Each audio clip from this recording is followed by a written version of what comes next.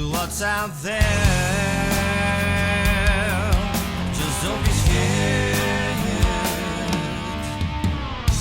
The winds of change, they are blowing,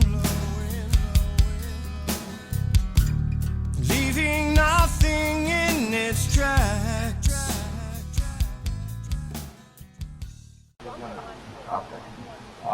James Traficant, guys, we're strained for time, so we're just going to let him go. Thanks. Thank you, Jim. Where's Paul? I want you to pay attention. The trouble is everybody goes to these events and everybody talks and gets excited. They leave and nothing happens. I want you to pay attention. I painted this for you, Paul, for you and your missus. I raised horses for years, and I think you do a great job. Follow what he does. Yeah. And I want to give you my best. God bless you. Take that for you and Carl. We don't have a lot of time. Take a photograph. And it'll be in a post office. The IRS will be after everybody. They're probably out in the parking lot writing down your license plate numbers right now. Where did Karen go? Did she leave? She's right here. I agree with what you said, but quite frankly, Karen, are you listening? Are you listening? Don't ever mention your opponent's name. Make them pay for it. And they're not about liberty down there. They're about money. And all this liberty talk, my message is a little bit different. We have gravitated from socialism to communism. America is a managed debt economy nation characterized by a communist foundation now. Most people don't know what communism is. We're the biggest socialist country in the world. We redistribute more wealth than any country in history. We're the #1 socialist nation in the world. What makes a nation considered to be communist is the government controls production. America now controls production through a communist income tax. If they don't want you to do something, they'll tax you hard. If they want you to do something, they'll give you a tax break. They bailed out the banks. Did the banks ever bail out anybody? No. They bailed out all the big industry, and they manipulate the variables at their disposal to control activity. Today, I want you to consider the words of Karl Marx. He said, if you want to make a nation a communist nation, you must install a graduated progressive income tax. Folks, that's what you have. You've had it since 1913.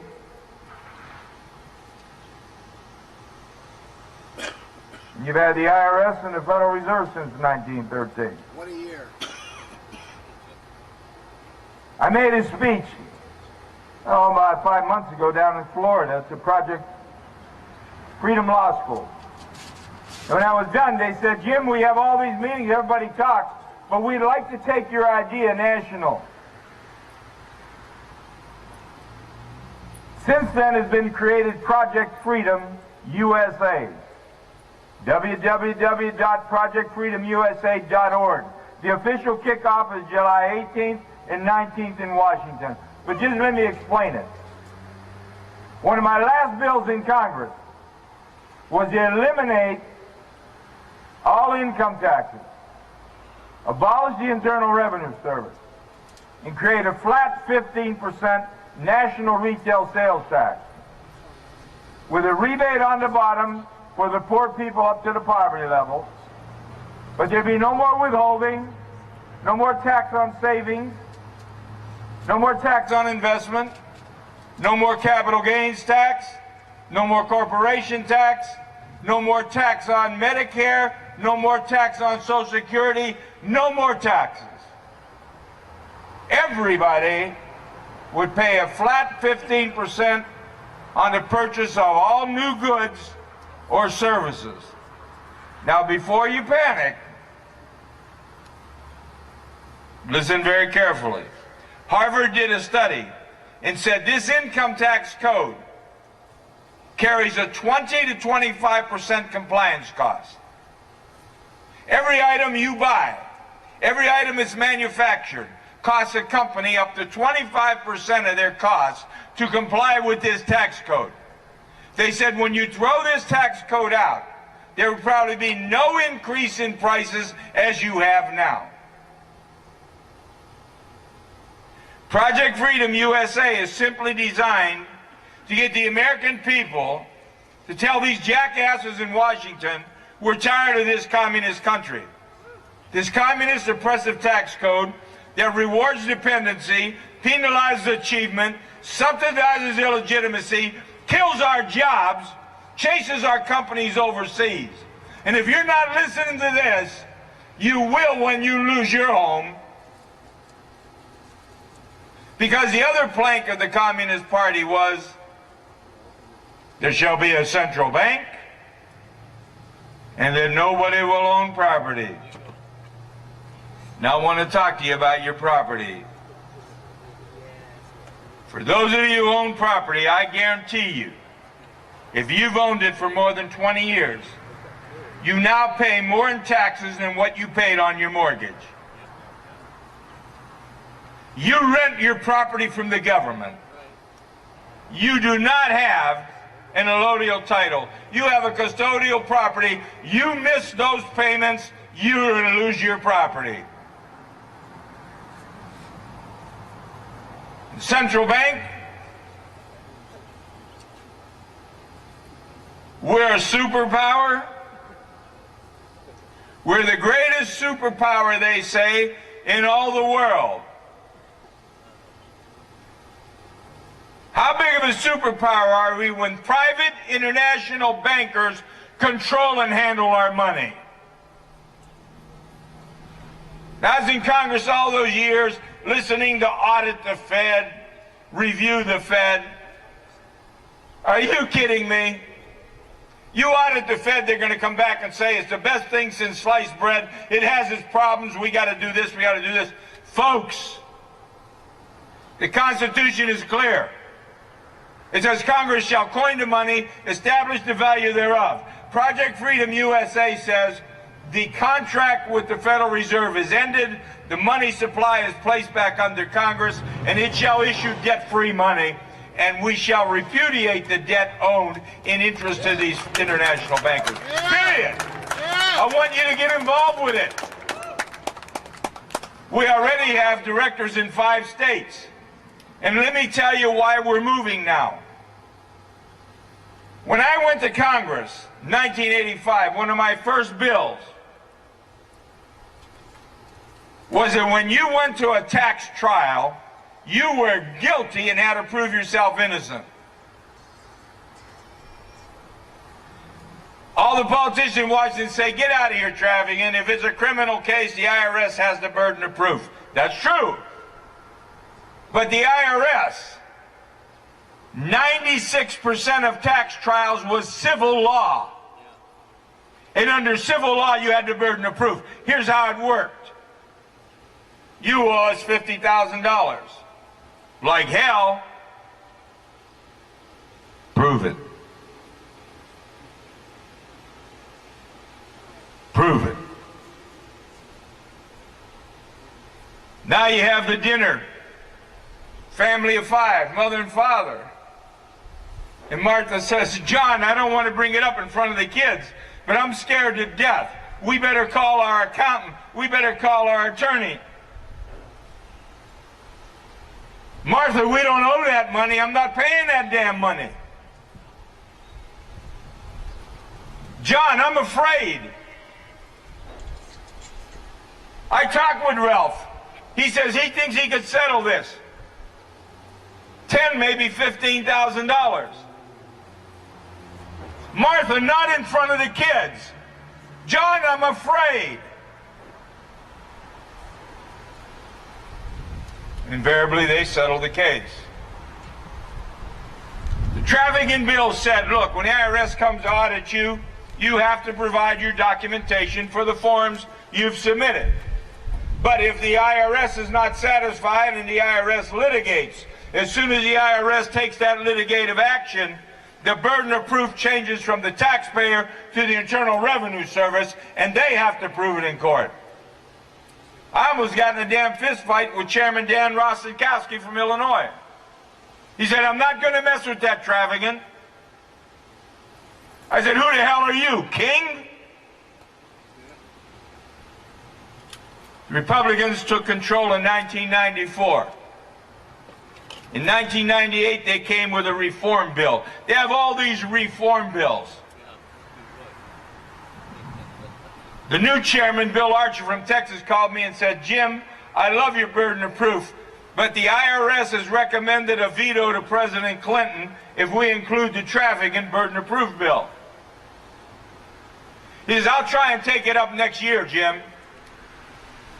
I said, Chairman, let me tell you something. This reform isn't going to do very much. I'll vote for it. It's a feel-good bill. But I said, as long as the American people are guilty and have to prove themselves innocent, and they keep parading them through court, you're not helping the American people. Well, the bill came to the floor. I said on the House floor, it's a feel-good bill. I'm going to vote for it. It's not going to do a damn thing. So you had the bill pass in the House. You had another bill pass in the Senate. I got a call a couple nights later, and I want you to listen to this. Chairman Archer said, Jim, we've been overwhelmed by phone calls and messages. They don't want this bill. They want the trafficking burden of proof in that bill. He said, I'm going to put it in conference. Now, conference committee, when the House has a bill, the Senate has a bill. If they're not totally exactly alike, it goes to a conference committee to work out the differences. Chairman Archer put the trafficking burden of proof and foreclosure language in that bill. Now the IRS recommended a veto to Clinton. It come back to the House, both bodies. The conference report was passed. It now has the trafficking burden of proof in it, and they cannot seize your property anymore without going through due process and you having the right to contest it in court. I did an interview with Bob Novak, the conservative commentator. He said, I'm with you, but the IRS has recommended a veto. I said, who the hell are they? They don't call Clinton Slick Willie for nothing. He can veto the bill and help the IRS, or he could sign this bill and help the American people. Well, I get a call from the Wall Street Journal, and they do a debate with me and the acting IRS commissioner. And the bottom line, what she said was, we'd have to be more aggressive. We'd have to do a lifestyle, net worth. We'd have to go to their neighbors, go to the bank. I said, why? Why don't you go to the church? See if they made, she cited, imagine that a person says they give $1,000 a week to the church. We're going to have to do these big investigations. And why don't you go to the church and ask them if it's real? And then she said it. She said, Mr. Traficant, how can the Internal Revenue Service prove a negative? I said, my God, woman. Negative. If the IRS is accusing a taxpayer in court, they should have enough justification to carry their legislative and carry their litigative language through in court.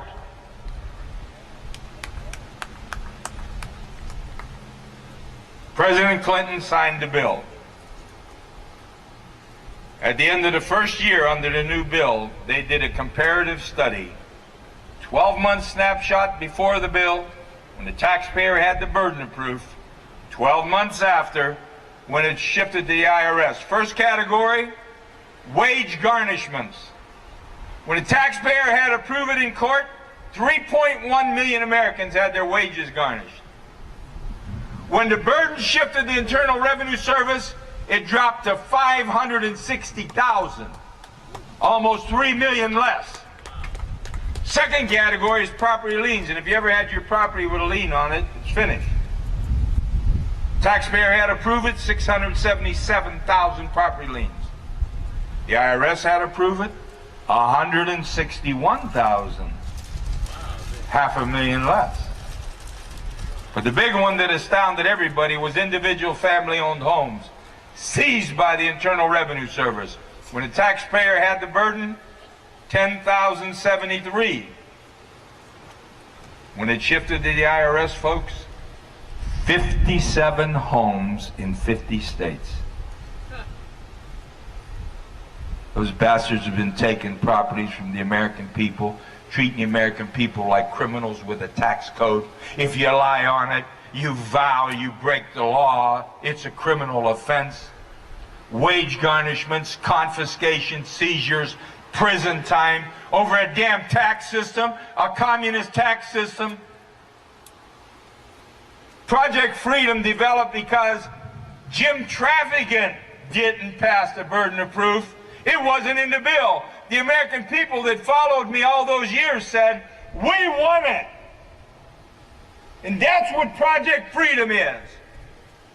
We want to throw this tax code the hell out. We'll take a 15% national retail sales tax, no exemptions, with a rebate for those people at the bottom of the ladder up to the poverty level. For example, family of 4, poverty level 24.5. They would get a check for $300 a month to pay for their basic necessities. But there are no exemptions, no lobbyists, no more court cases, no more withholding. Now, let me just make one point. For those of you who own property, you write a check twice a year, usually. If you had to do that for your income tax, there'd be a revolution overnight. I spoke in Ohio about 4 months ago, and a woman came up to me after and he said, Jim, what's the big issue? She said, I got money back. I said, I'll tell you what. And she was an executive. I said, I'll tell you what.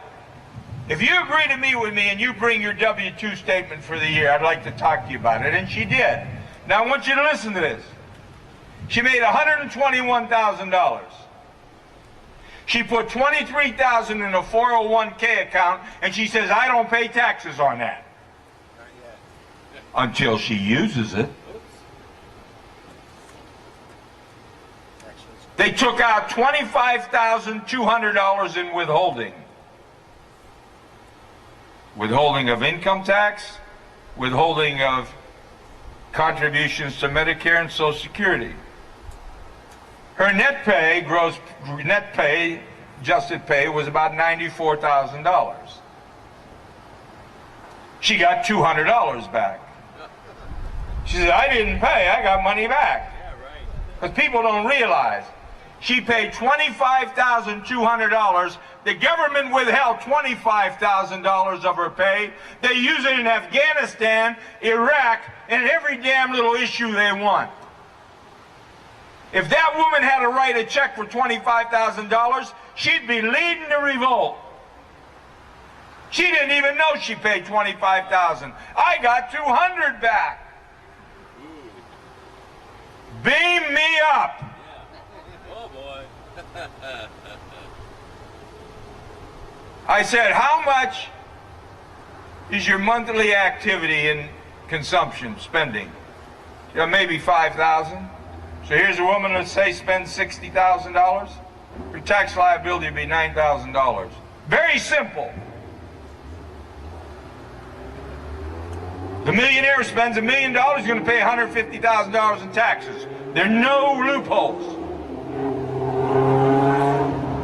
Those companies that have left America, they're going to run back home. You know why?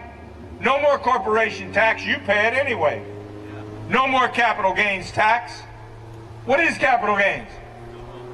How do you get a job if someone doesn't invest money? Why'd these companies leave? If their competition moved to Mexico, they'll go bankrupt if they don't go. Now you have the #1 tax haven in the world. Those corporations will come back. They don't want their daughter or wife abducted and kidnapped in Central America. They don't want China maybe nationalize their plant. They'd love to come home. We're not friendly. But there's one last thing. You hear all these politicians talk about the fiscal cliff. Where's the fiscal cliff now? Where's this big crisis? They had a super committee and they couldn't come to an agreement. They didn't want to get voted out of office. So now they have a 10-year balanced budget plan. When I started in 1985, they had a 5-year balanced budget plan. In 1990, it became a 7-year balanced budget. Now they want a 10-year balanced budget. What's that mean? Continue to deficit spend, borrow money from international bankers, and then pay interest on it. Think about what I'm telling you here. And the reason why I'm telling you this now, these people are right. They can be had. These IRS scandals, we can get this done. American people got to rise up and say we want it. We don't want any more bullshit. We're tired.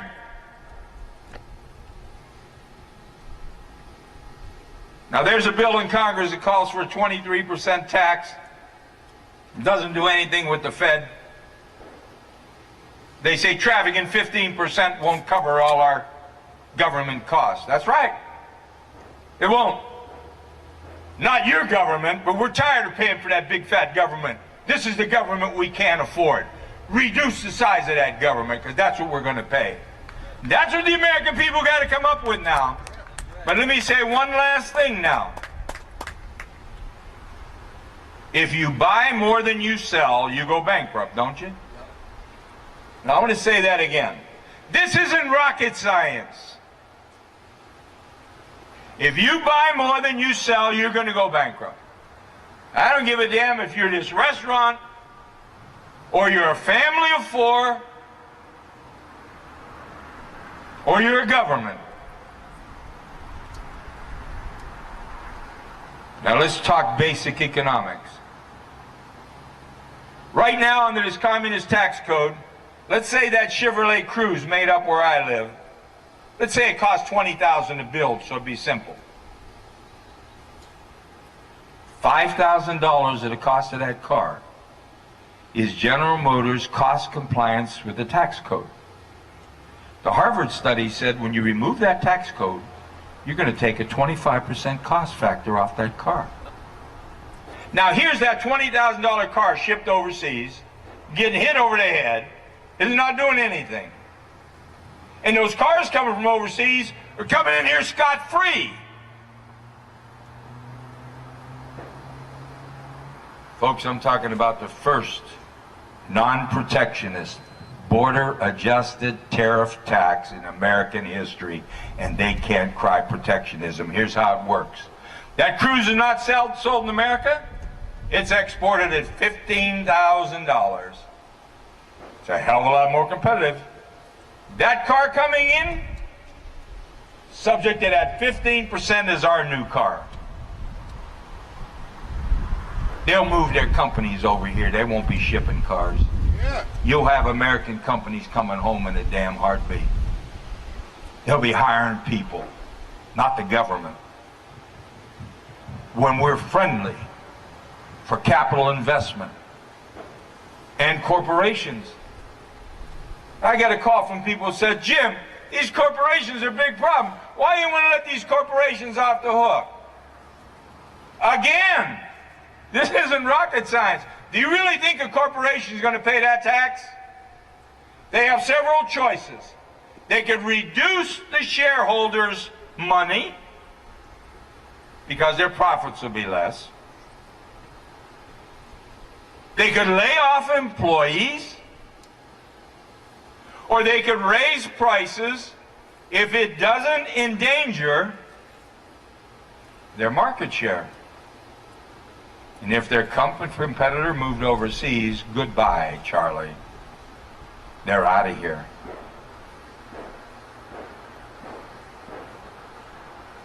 America could become the #1 tax haven. With that money supply returned to Congress, issuing debt-free money, we'll take off. We'll take off. By the way, purchase of any used item, used home, used car, no tax. Just new goods and services.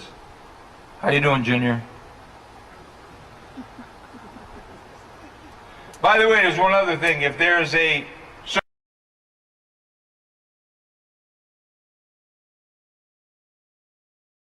national dividend, it's your money. First of all, everybody get about a 25% raise. You won't be paying into Social Security and Medicare no more. They won't be withholding your pay. You'll decide what to do with your own money. But I want to talk about history. Karen talked about a few things. If you think the American Revolution, now we're here at Freedompalooza, if you think the American Revolution was about some tea party in the Boston Harbor, you're sadly mistaken. Jim Condit and I, one of my associates, we find it amazing that the history books talk to us about a tea party, taxation without representation. But do you really think that tax on tea started a revolutionary war? If you believe in the words of Ben Franklin, and I think Ben Franklin was very reliable, listen what Ben Franklin wrote. He said, we were doing so great in the colonies. No debt, full employment. All of us were bragging about it. And the English bankers found out. And he said the English bankers went to the Parliament in England and they lobbied Parliament to pass a law forbidding the colonies to use and issue their own money and forcing the colonies to use the money from the Bank of England. Bingo, there's your revolution, folks. You won't read it in any damn book. You won't read that in any book. That's Ben Franklin. He literally said, if you believe it was started over some tax on tea, that's really funny. But that's what happened. And the bankers come in, one of the planks of the Communist Manifesto, we shall, to make a nation communist, install a graduated progressive income tax, create a central bank, and take away the individual's right to own property.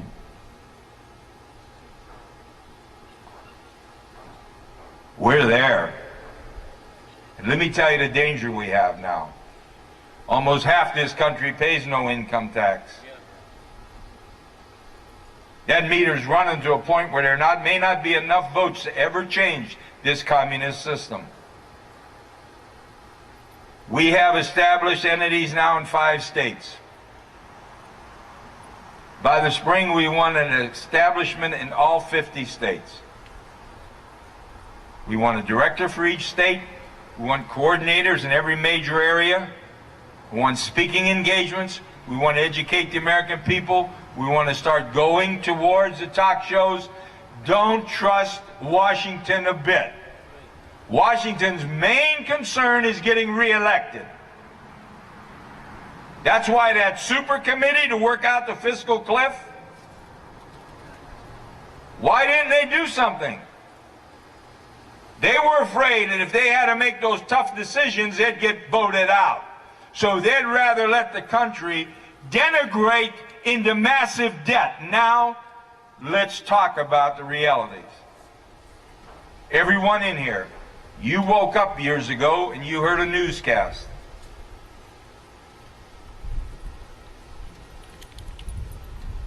There were no shots fired. There were no student protests. No CIA warning. You just heard on the news, by the way, there's no more Soviet Union. You know the big evil empire that almost bankrupted us in this arms race? They went first. There wasn't a shot fired. When you look at these political screens on television, red and blue states, people are getting tired of sending their money to Washington. See that money go to LA, New York, Chicago, Cleveland, Detroit. They're tired of paying all these damn taxes. And if you believe they're going to reform the tax code, 73,000 pages, they're not going to reform it. And every election, what do you hear? We got to raise strategic targeted revenue only and reduce spending. How many times are you going to hear that?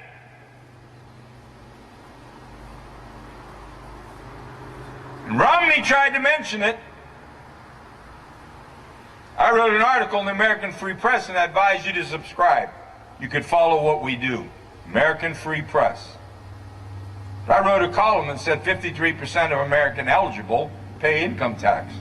47% do not. He made it in a speech. If you recall, after the first debate, it looked like Romney was going to be elected. The second debate, President Obama looked him in the eye and he said, "You only paid 14% in taxes, and you say 47% don't pay taxes." Now, I've been around Washington enough to know how elections work. They get Obama in one room, Romney in their own little room. They get about 15 people around and bombard them with questions and help them with the answers. They even get somebody to sit in and play the role of the opponent. Romney was not prepared for it. And Romney wasn't sharp enough on his feet, quite frankly. He was apologizing for his wealth. And you know what he had to say? One of the few Democrats in history to be targeted by the Democrats. If he'd have said, "Mr. President, are you accusing me of violating the tax law? Mr. President, can I have your attention? Are you saying I violated tax law, sir?" Because you see, Mr. President, the Democrats controlled Congress for 50 straight years and wrote every one of those damn laws. And after the election was over, they went in the back room and gave their personal friends tax breaks. And as a good businessman, I just availed myself of the tax law. And when I'm elected, I'm going to change it. But he wasn't smart enough on his feet, quite frankly.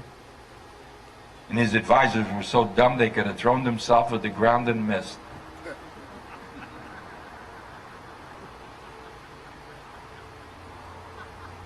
There's a lot of people don't want this change. They want it just the way they are. They want more welfare. They want more. And our country's going to collapse. Everyone's got to pull their load.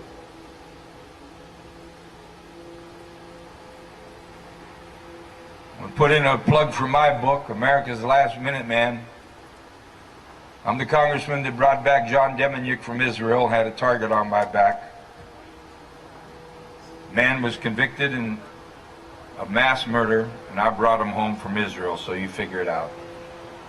The information I got came right from the Justice Department. They knew he wasn't Ivan. They're going to let him die. No one in Congress would look at it. It was too sensitive. I said on the House floor, since when does sensitivity waive the Bill of Rights? Boy, they had a bullseye on my back. But I'd make these little 1-minute speeches, and I'm going to close with 2 little incidents. Because unfortunately, the American people may not necessarily listen to substantive issues. Once during a debate on Foreign Aid in the House floor, I referred to the members of Congress as a bunch of political prostitutes. So help me God, they jumped up like 100 wounded TV evangelists, demanding that my caustic remarks be removed from the record for all eternity. One of the old chairmen said to me, "You better apologize. Man, you're making enemies." So I decided to apologize. Here's what I said. To all the members of the House of Representatives who were in fact offended by my remarks, I'm referring to you as a bunch of political prostitutes, I apologize. And to all the members of the House of Representatives who were not offended by my remarks, and referring to you as a bunch of political prostitutes, I commend. And then they got the hell out of there. What the hell did he say? That.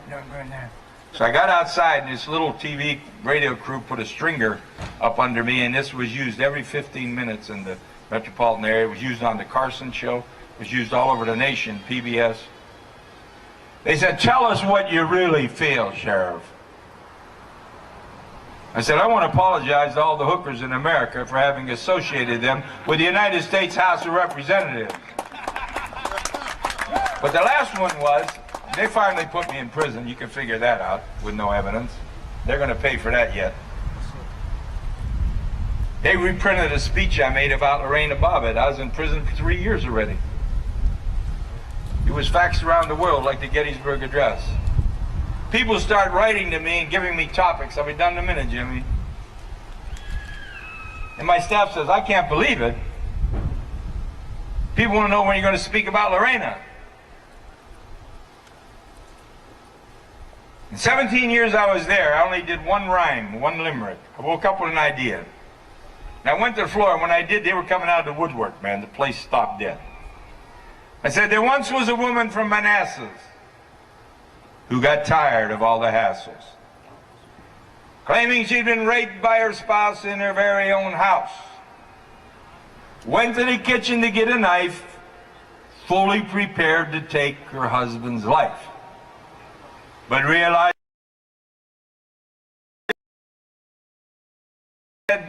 to cut off his painless."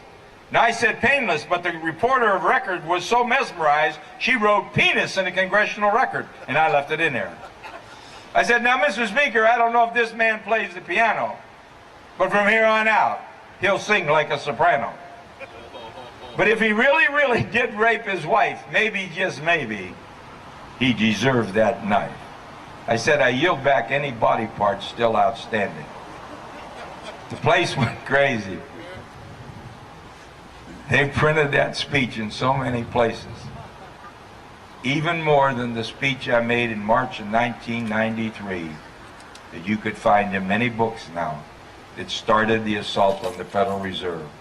It's called The Bankruptcy of the United States of America, by Congressman James A. Traficant, Jr. of Ohio. We're bankrupt. We don't need to be. I want you to grab Jim Condit before we leave. For those of you who want to play a part, you don't have to kill yourself. Develop your website, send out information on Project Freedom USA. You can go to website, projectfreedomusa.org. I'd like for you to subscribe to the American Free Press. You'll follow what we're doing. We have our kickoff 18th and 19th in Washington. Paul Tapetti will be there. He'll be a guest speaker. And we are going to lay out the program.